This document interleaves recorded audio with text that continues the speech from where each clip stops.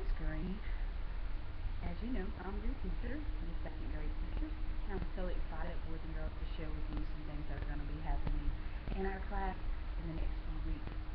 Before we get started, we know that in literature or in reading, there's several different types of stories that we can read. We're about to get ready to embark on a new study in our class, and Miss Green is excited. Now, in the next coming week, we will be learning about fables and folk tales. Raise your hand if you can tell me what fables and folk tales are. Well, I'm here to tell you. Now, I heard you say, well, Miss Green, we don't know what fables or folk tales are. Well, here I am. I'm here to tell you. That's why I'm your teacher. They are stories that were told aloud. That means out loud, just in a circle usually, by ordinary people rather than being written down like the stories that we read today. These stories were passed on from generation after generation, and these stories also contain a lesson or a message on how to treat others better or to inform you about how to make a better or a better life. How many of you want to learn how to treat others better or create a better life for yourself? I know I do. So I think this Fables and Folk Tales week is going to be awesome. Now, that's not all we're going to be doing. Now, Miss Green just talked about Fables and Folk Tales and that we're going to be learning about it, but there's several things that we're going to be doing with those particular Fables and Folk Tales. We're going to be particularly reading two stories, and we'll talk about in just a second exactly the stories that we'll be reading. But with these Fables and Folk Tales, you're going to write and illustrate and create a neat video of your very own folk tale. Now, when I say writing, that means that you're going to write your own story exactly like the stories or similar to the stories that we're going to read this week.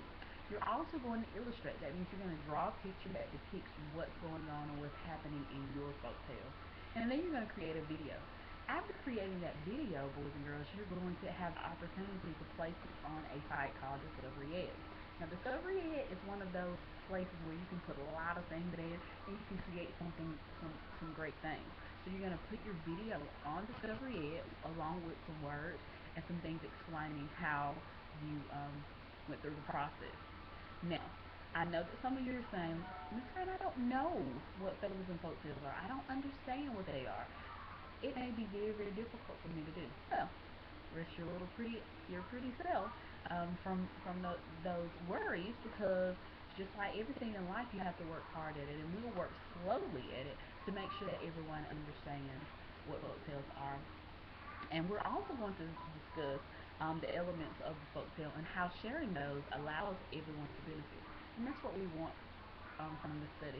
Everyone benefiting from the information that they learn, and also you having a good time and just learning about fables and folk tales.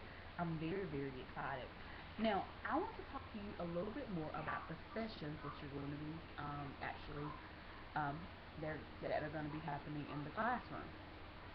Now, the first day on Monday, we will be watching a video presentation of Stone Soup, which is on Discovery Ed, the site that I just talked about. Now, Stone Soup is a story. It's about a clever traveler who tricks his townspeople into sharing their food with him. Sounds yummy, doesn't it? Now, as students, we're going to be looking at the elements of the story, meaning we're going to look at the story and we're going to pick out things that we've noticed about the story and discuss and talk about it. We're also going to be looking at the structure and identify the theme or the main idea of the story. And we're going to note how the characters change over the course of the story, because in most stories, the characters either change or become better. Now, on day 2, we're going to be focusing on Stone Soup again, but we're going to be looking at the illustrations that we see. We're going to compare and contrast using a chart those things that we saw in the first video and the things that we saw in the second video. Okay? So, one skill that we're going to be learning is comparing and contrasting in this particular story, in this particular study. Sorry. On day 3, we're going to review Stone Soup from the last session, and we're also going to revisit how the townspeople were tricked into being generous and cooperative Um, and after that, we're going to read another story that is very, very similar to Stone Soup. It's called Cactus Soup, and it's by Paul Kimmel. Now, you guys will complete that chart that we started in session 1 and session 2, and comparing those two stories, which is a major skill for a second grader. We have to know how to compare and contrast. We will also then explore the theme of the story by viewing and discussing the two videos about community and cooperation.